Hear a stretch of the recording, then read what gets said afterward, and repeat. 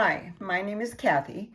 I had a request from one of my subscribers to make a video showing how to deal with mistakes that you might make while recording a song or a pattern on the Yamaha MOXF8 keyboard. Sometimes an immediate undo will work, but sometimes you may want to go back later and redo one or two measures in the middle of a song you've already recorded. So there are a couple of ways to do this, including using the punch function. In this video, I'm going to show you how to do this, as well as help you troubleshoot sustaining pedal issues when you're recording using a piano voice. Some of you already know what I'm talking about because you've struggled with long pedal holdovers when you are trying to re-record on a piano track. So here we go. The first thing I'm going to show you is how to undo something you have just recorded.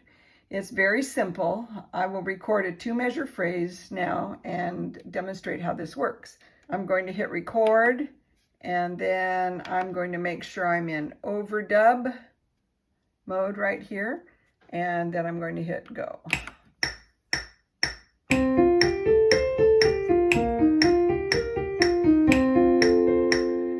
Okay, let's say I don't like that. So I quickly go over here to job, and then up here it says undo, so I'm going to make sure I hit the F1. Now undo, record, and then I hit enter. And now if I play, nothing's there. I'm hitting the play button, nothing's there. I just undid it. So that's a real quick way to undo immediately. The problem that you have to watch out for that is if I recorded that, hit stopped, and then I recorded a little more, I can only undo the most recent recorded event. So the first thing I recorded, I wouldn't be able to undo. It's not like on your Mac computer when you hit Command Z and you can keep hitting that and it will keep undoing previous keystrokes. You can only undo the most recent recorded event. Okay, so now I'm going to show you another way, which is, I think, the best way to eliminate material on one of the tracks that you've recorded. So I'm going to record something else here, and then I'll show you. 2, 3,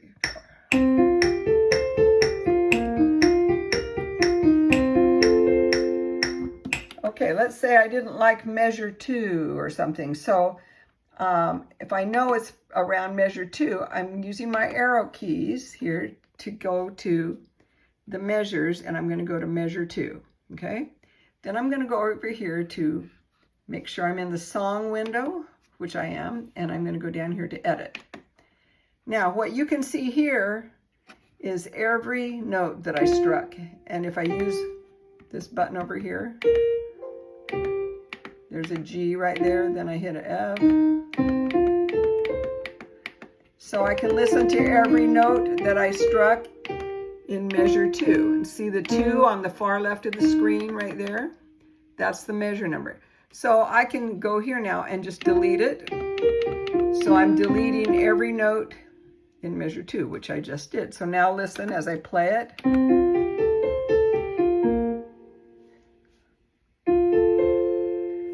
Okay, so that is a really good way to delete a measure in the middle of something you recorded. Or if you missed just one note, I could go to that F. Let's say it should have been an F sharp. So then I play. Now it says F sharp, but I have to hit enter. And now it's forever F sharp. Okay. Okay, so now I'm going to show you how to use the punch function to eliminate the material in one of your measures. I'm in song mode. I'm going to go ahead and hit record. And I'm just going to leave it in overdub for now, and I'm going to record 4 measures, okay? So here I go.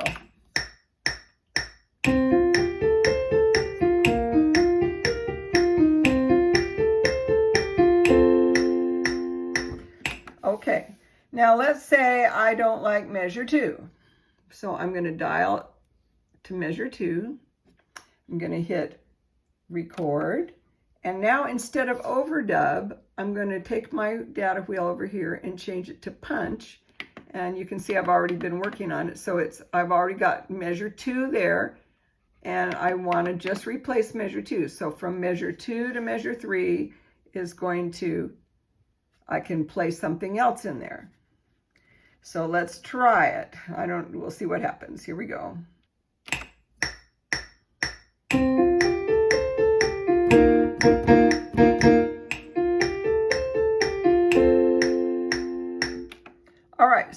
you saw I played something different on measure 2. So listen.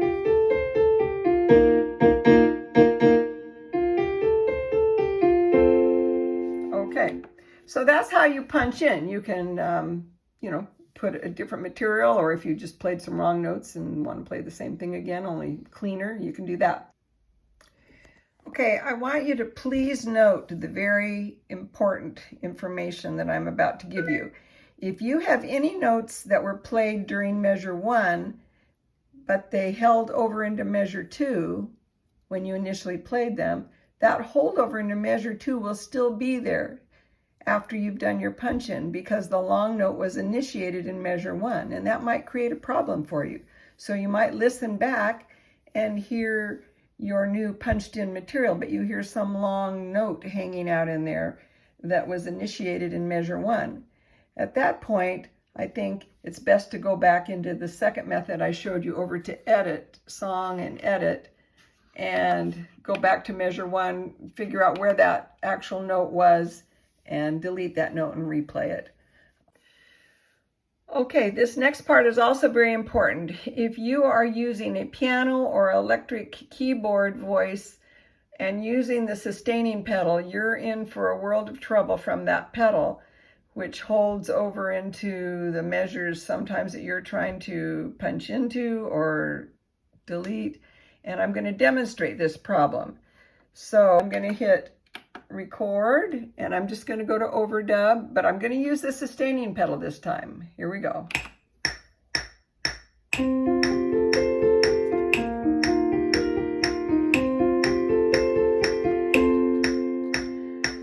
Okay, let's say I didn't like measure 2 for some reason, so I'm going to go to measure 2. I'm going to hit record. I'm going to go to punch. And it's already set for measure 2 to 3, and here I go. This time I'm not going to play anything. I'm just going to let it erase measure 2. Okay, here we go.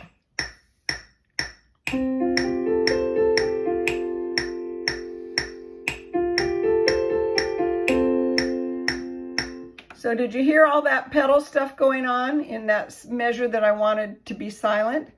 You have to go back to measure 1 and go back to overdub, go to the measure before, the one you erased. So don't just start on measure 2, start on measure 1 and listen to it. And what I'm going to do is I'm going to record a pedal release. So you're going to see my foot go down up, okay, right at the beginning of measure 2, because I got to get rid of that pedal.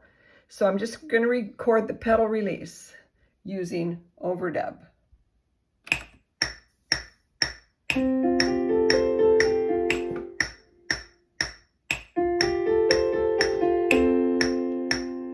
All right, now I have a nice, clean, empty measure for measure 2. And so now, instead of I'm not going to use punch. I'm going to just use overdub to fill it in. I don't need to use punch anymore. It's already been cleared out. I've got a blank measure for measure 2. And if I were you, and I would go over here to the mixing window. Let's say you're going to replay the piano part. Oh, somehow I ended up here on track 16. I'm going to go to a different track to record it, because if you want to continue using pedal in measure 2, you're going to use it again. It's really hard to time it exactly right with what you did in measure 1, and sometimes you end up with hiccup notes, or I don't know. I'm just telling you, it just is very tricky. It doesn't work very well. So I'm just going to record my second measure again.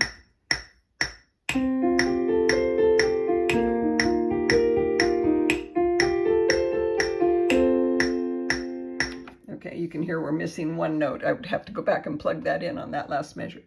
Okay, so I hope that makes sense. So always remember, you have to record a pedal release at the beginning of the measure you're going to re-record. And then you have to do that before you start playing notes again. So it's a little task that has to happen if you can hear that there is a pedal holdover problem. That took me a lot of time and a lot of crying and tears and frustration before I finally got that figured out. But now I know how to do it, and it changed my life for the better.